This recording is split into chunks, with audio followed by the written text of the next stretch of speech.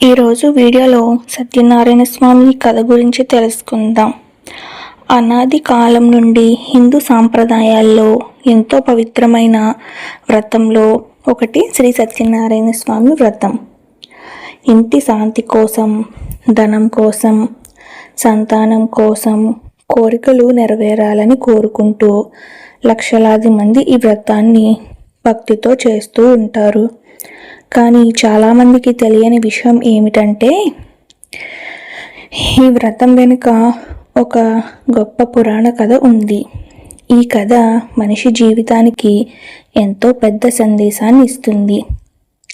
అంటే సత్యం మాట్లాడాలి, మొక్కులు మరిచిపోకూడదు, దేవునిపై నమ్మకం ఉండాలి అని గొప్ప నీతి కథ. పూర్వకాలం నారద మహర్షి భూమిపై చూసిన బాధలు. ఒకరోజు దేవర్షి నారద మహర్షి భూమిపై సంచరిస్తూ ఉండేవాడు. అక్కడ ఆయన చూసింది ఎంతో బాధగా ఉంది అని అనుకుంటూ ఉంటారు. కొంతమంది పేదరికంతో బాధపడుతూ ఉంటారు, మరికొంతమంది అనారోగ్యంతో కన్నీళ్లు పెడుతూ ఉంటారు. కుటుంబ సమస్యలతో జీవితం మీద ఆశ కోల్పోతూ మరికొందరు ఉంటారు. అది చూసి నారదుడు ఎంతో బాధపడ్డాడు. ఈ ప్రజల కష్టాలు తొలగాలంటే ఏం చెయ్యాలి అని ఆలోచించాడు.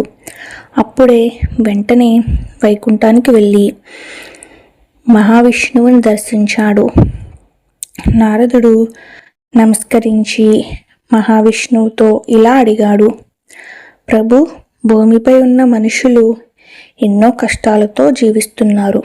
వారి బాధలను తొలగి సుఖ సంతోషాలతో జీవించేందుకు సులభమైన మార్గం ఏమైనా ఉంటే చెప్పండి అని అడుగుతూ ఉంటాడు. అప్పుడు మహావిష్ణువు చిరునవ్వుతో ఇలా చెప్పాడు: నారద, భక్తితో నా సత్యనారాయణ వ్రతం చేసిన వారికి అన్ని శుభాలే కలుగుతాయి. వారి కష్టాలు తొలగిపోతాయి, ఇంట్లో ఐశ్వర్యం వస్తుంది, మనశ్శాంతి కలుగుతుంది. ఇలా మొదటిసారి సత్యనారాయణ స్వామి వ్రతం గురించి నారద మహర్షితో మహావిష్ణువు చెప్తూ ఉంటారు. పార్ట్ 1. కాశీనగరంలోని పేద బ్రాహ్మణుడు. కాశీనగరంలో ఒక పేద బ్రాహ్మణుడు జీవించేవాడు. అతను ఎంతో మంచివాడు, ధర్మాన్ని పాటించేవాడు. కానీ అతని జీవితం చాలా కష్టాల్లో ఉండేది.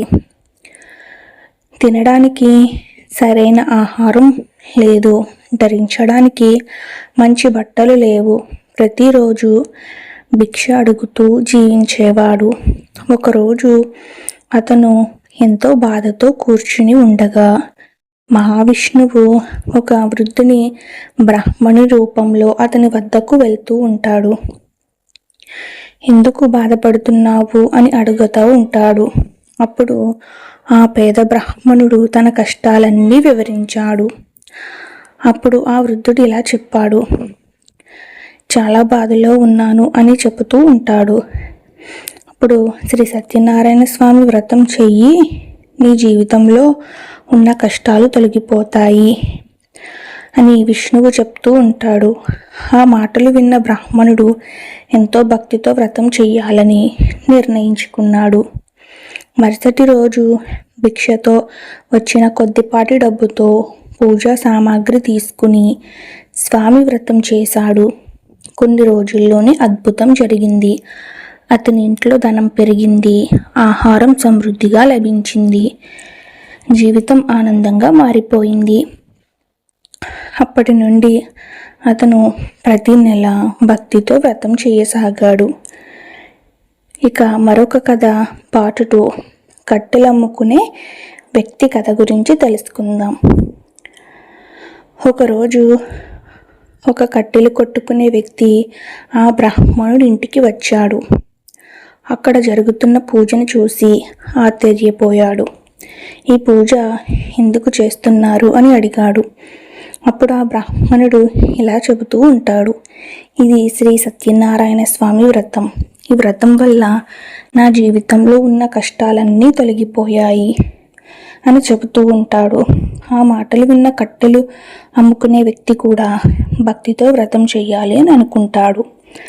మరుసటి రోజు అడవికి వెళ్ళి కట్టెలు తెచ్చి అమ్ముకున్నాడు. ఆ రోజు అతనికి సాధారణం కంటే కూడా ఎక్కువ డబ్బు వచ్చింది. అది చూసి అతను ఆనందంతో వెంటనే పూజా సామాగ్రి కొనుగోలు చేసి వ్రతం ఆచరించాలి అని అనుకుంటాడు. అలాగే వ్రతం చేస్తూ ఉంటాడు. కొన్ని రోజుల్లోనే అతని జీవితం కూడా మారిపోయింది. పేదరికం తగ్గి ఇంట్లో సంతోషం పెరిగింది. ఇక మరొక కథ, పార్ట్ 3, వ్యాపారి చదువు కథ. వ్యాపారి సాధువు కథ. ఇప్పుడు ఈ కథలో అత్యంత ముఖ్యమైన భాగం ప్రారంభం అవుతుంది. ఒక పేద ధనవంతుడు వ్యాపారి ఉండేవాడు. అతని పేరు సాధువు. అతనికి ఎంతో సంపాదన ఉంది, కానీ సంతానం లేదు. దాంతో అతను ఎంతో బాధపడుతూ ఉండేవాడు. ఒకరోజు అతను సత్యనారాయణ స్వామిని ప్రార్థిస్తూ ఇలా అన్నాడు: స్వామి, నాకు ఒక సంతానం కలిగితే నేను భక్తితో నీ వ్రతం చేస్తాను అని మొక్కుకుంటాడు. అలాగే కొంతకాలానికి అతనికి ఒక అందమైన కుమార్తె పుడుతుంది. ఆమె పుట్టడంతో ఇంట్లో ఆనందం నిండిపోయింది. కానీ కాలక్రమంలో సాధువు తన యొక్క మొక్కుని మర్చిపోయాడు.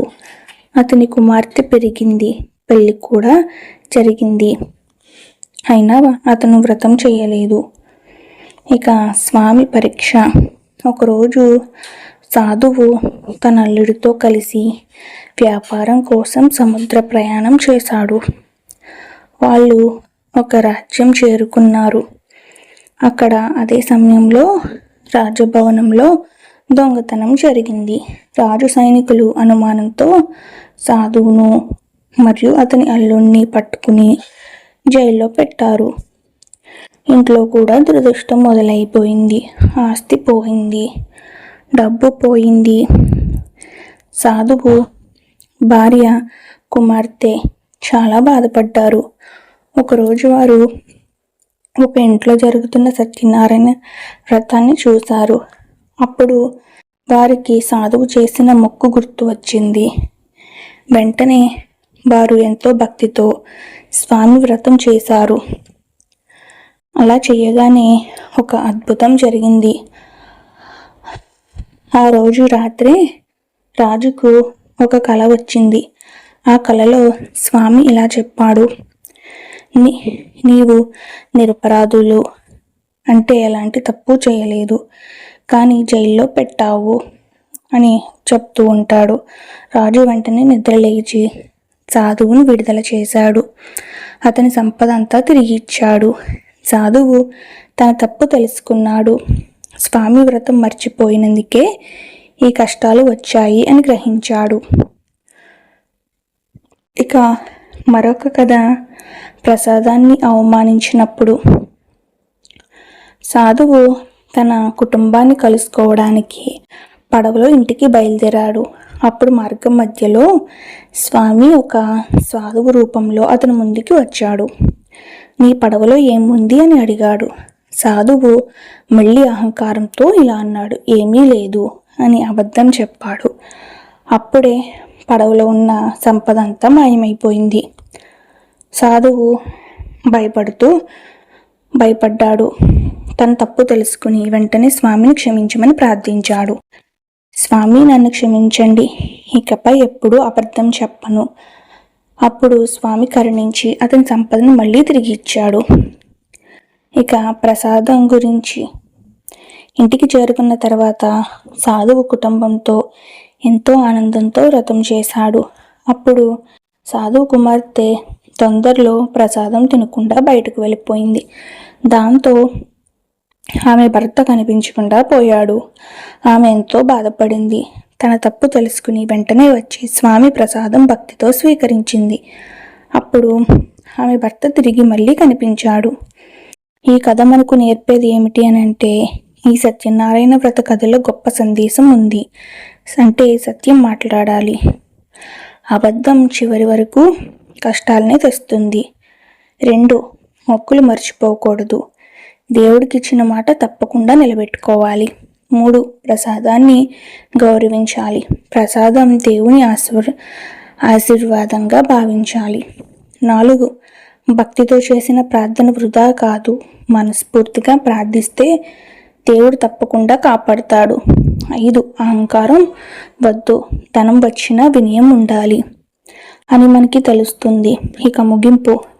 అందుకే ఇప్పటికీ ప్రతి పౌర్ణమి రోజున శుభకార్యాల సమయంలో, కొత్త ఇల్లు వచ్చినప్పుడు, కోరికలు నెరవేరినప్పుడు భక్తులు శ్రీ సత్యనారాయణ స్వామి వ్రతం చేసుకుంటూ ఉంటారు.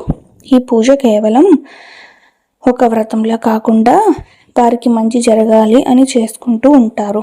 వారి జీవితంని సత్యం, భక్తి, వినయం వైపు నడిపించేలా పవిత్రత ఒక మార్గం శ్రీ సత్యనారాయణ స్వామి వ్రతం. ఇలాంటి వీడియోస్ మన ఛానల్లో కావాలి అనుకుంటే please like, share and subscribe. Thank you for watching friends.